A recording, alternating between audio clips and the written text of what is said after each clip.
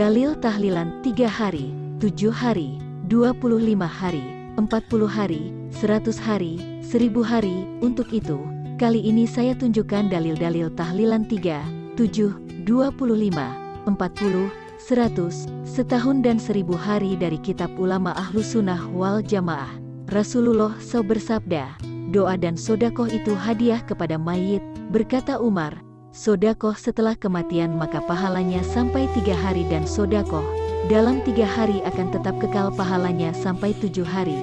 Dan sodakoh di hari ke-7 akan kekal pahalanya sampai 25 hari dan dari pahala 25 sampai 40 harinya. Lalu sedekah di hari ke-40 akan kekal hingga 100 hari dan dari 100 hari akan sampai kepada 1 tahun. Dan dari 1 tahun sampailah kekalnya pahala itu hingga 1000 hari.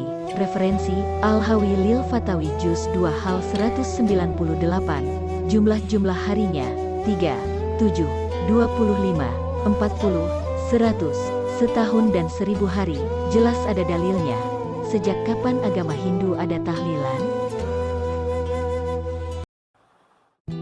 Berkumpul ngirim doa adalah bentuk sodakoh buat mayit. Ketika Umar sebelum wafatnya, ia memerintahkan pada Suhaib untuk memimpin salat dan memberi makan para tamu selama 3 hari hingga mereka memilih seseorang. Maka ketika hidangan-hidangan ditaruhkan, orang-orang tak mau makan karena sedihnya. Maka berkatalah Abbas bin Abdul Muthalib, wahai hadirin, sungguh telah wafat Rasulullah SAW dan kita makan dan minum setelahnya. Lalu wafat Abu Bakar dan kita makan dan minum sesudahnya. Dan ajal itu adalah hal yang pasti, maka makanlah makanan ini. Lalu beliau mengulurkan tangannya dan makan, maka orang-orang pun mengulurkan tangannya masing-masing dan makan.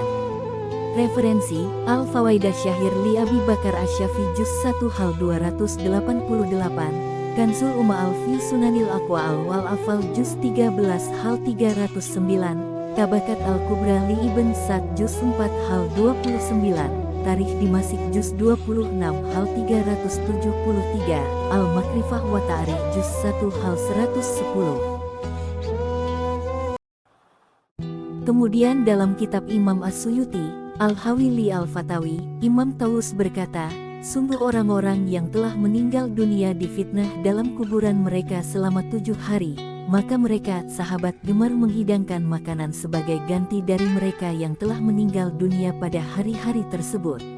Dari Ubaid bin Umair ia berkata, 2 orang yakni seorang mukmin dan seorang munafik memperoleh fitnah kubur. Adapun seorang mukmin maka ia difitnah selama 7 hari, sedangkan seorang munafik disiksa selama 40 hari.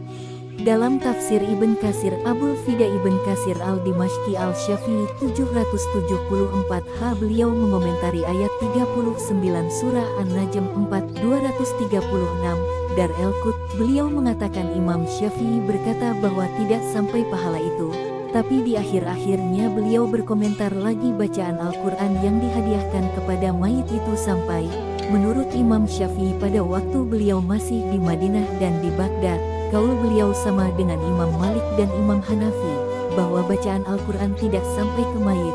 Setelah beliau pindah ke Mesir, beliau ralat perkataan itu dengan mengatakan bacaan Al-Quran yang dihadiahkan ke mayit itu sampai dengan ditambah berdoa, Allahumma aushil, dan seterusnya. Lalu murid beliau Imam Ahmad dan kumpulan murid-murid Imam Syafi'i yang lain berfatwa bahwa bacaan Al-Quran sampai. Pandangan Hanabilah, Taqiyuddin Muhammad Ibnu Ahmad Ibnu Abdul Halim, yang lebih populer dengan julukan Ibnu Taimiyah dari mazhab Hambali, menjelaskan. Adapun sedekah untuk mayit, maka ia bisa mengambil manfaat berdasarkan kesepakatan umat Islam. Semua itu terkandung dalam beberapa hadits sahih dari Nabi SAW. Seperti perkataan sahabat Sa'ad, ya Rasulullah, sesungguhnya ibuku telah wafat, dan aku berpendapat jika ibuku masih hidup pasti ia bersedekah. Apakah bermanfaat jika aku bersedekah sebagai gantinya? Maka beliau menjawab, ya, begitu juga bermanfaat bagi mayit, haji, kurban, memerdekakan budak, doa dan istighfar kepadanya, yang ini tanpa perselisihan di antara para imam. Referensi, Majmu' Al-Fatawa, 24-314-315.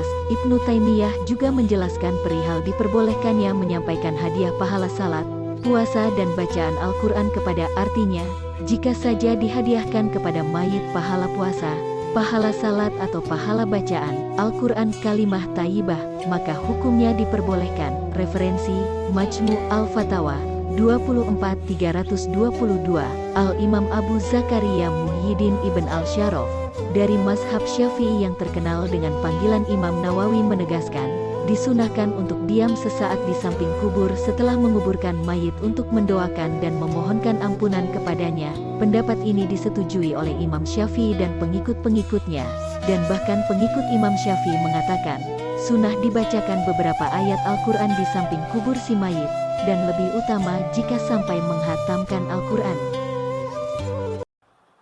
Selain paparannya di atas, Imam Nawawi juga memberikan penjelasan yang lain seperti tertera di bawah ini, dan disunahkan bagi peziarah kubur untuk memberikan salam atas penghuni kubur dan mendoakan kepada mayit yang diziarahi dan kepada semua penghuni kubur. Salam dan doa itu akan lebih sempurna dan lebih utama jika menggunakan apa yang sudah dituntunkan atau diajarkan dari Nabi Muhammad SAW, dan disunahkan pula membaca Al-Quran semampunya dan diakhiri dengan berdoa untuknya. Keterangan ini dinasy oleh Imam Syafi'i dalam kitab dan telah disepakati oleh pengikut-pengikutnya. Referensi, Al-Majmu' Syarh Al-Muhadzab, v. 258, Al-Alamah Al-Imam Muwafiquddin Ibn Qudamah dari mazhab Hambali mengemukakan pendapatnya dan pendapat Imam Ahmad bin Hanbal. Artinya, Al-Imam Ibnu Qudamah berkata, tidak mengapa membaca ayat-ayat Al-Quran atau kalimah thayyibah di samping kubur. Hal ini telah diriwayatkan dari Imam Ahmad ibn Hanbal bahwasanya beliau berkata, jika hendak masuk kuburan atau makam, bacalah ayat kursi dan Qul huwa Allahu ahad sebanyak 3 kali, kemudian iringilah dengan doa, ya Allah, keutamaan bacaan tadi aku peruntukkan bagi ahli kubur. Referensi, Al-Mughni 2, 566. Dalam Al-Azkar dijelaskan lebih spesifik lagi seperti di bawah ini. Rizki yang halal dan berkah adalah tahlilan, wallahu a'lam bishawab.